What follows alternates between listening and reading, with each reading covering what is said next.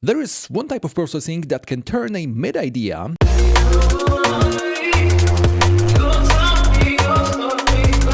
into something like this.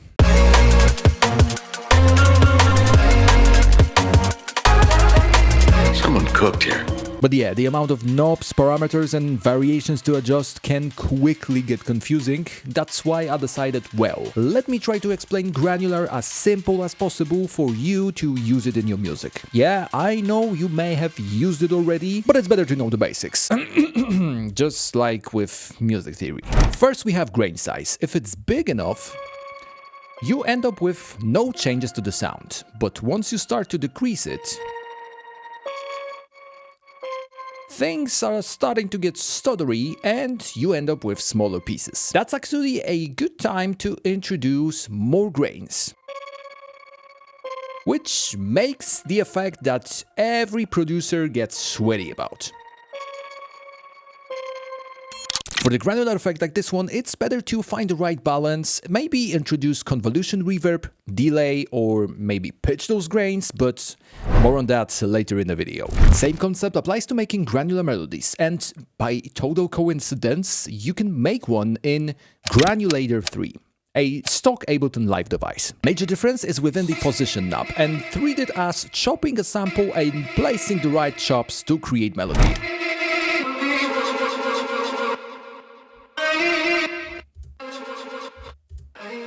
Instead of using MIDI notes for that, you need to automate the position knob. And I need to give a full credit for Sidebrain for creating a video about it. And honestly, it's too simple to be true, so let me quickly run you through what I did for this melody. So I literally took this vocal sample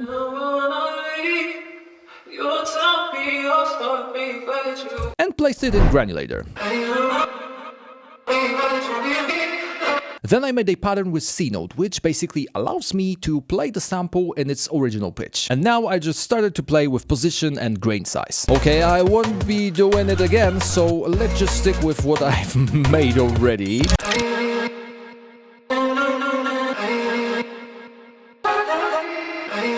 So as you can see, we have automations for position, for grain size, which gives that stuttery effect, and a little bit of automations for the shape, but I believe I did this for the second layer. Yeah.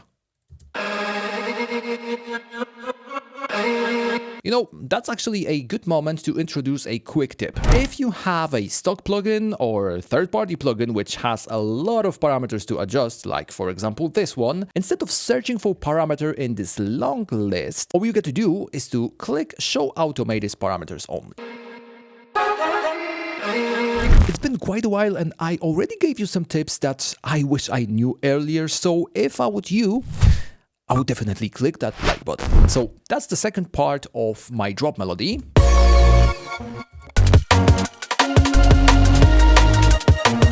But as you can hear, I added something more than just Granular 3 variations. And I think that's the best place to introduce you to Beam by Lunacy. Quick disclaimer here, if you ever watch my videos, especially this one, you know I'm a little bit skeptical when it comes to third-party plugins. And let me tell you something, this one isn't pretty useful. It's both pretty and hella useful. So this, well, beam is your sound, and you can divide it for multiple beams and route them as you want.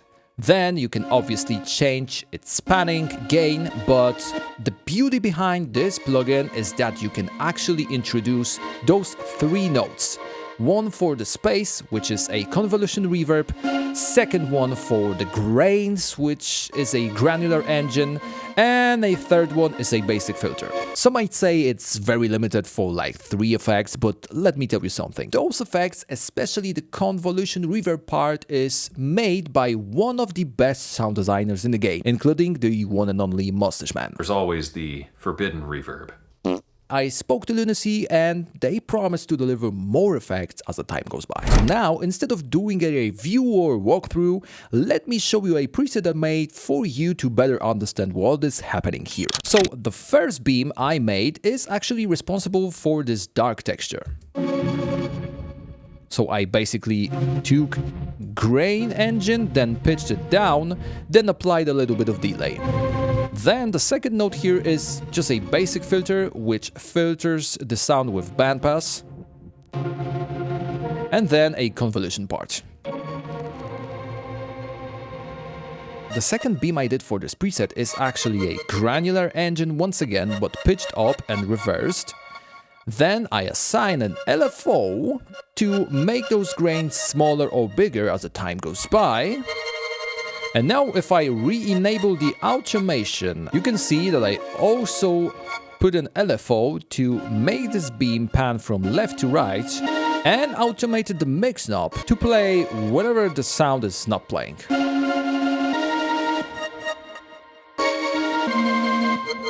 Now, it's not a surprise that I probably overused beam in this project, so let me show you a couple more examples to give you an idea and hopefully inspire you to make something cool. So here I used beam to create this washout riser effect. So I assign macro for both dry wet for granular engine and for dry wet knob and reverb.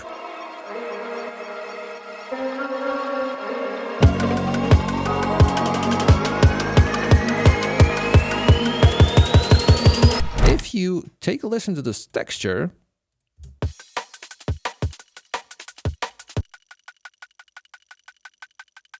it's actually made by placing beam on the snare sound. So hear how snare sounds by itself, and once I switch on beam,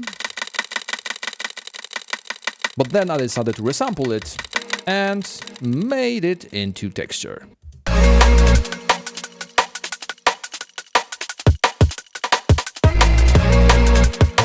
And another use case is taking a full advantage of those crazy impulse responses you have in convolution engine, so that's why I decided to only use it for this bass sound and automate dry and wet knob. If you watch one of my previous videos, you know I'm a sucker for making reverb throws and automations.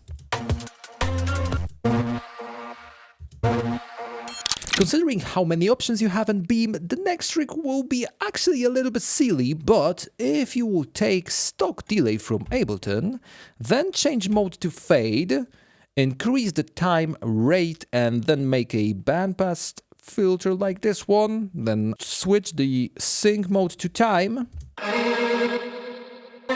and play with rate.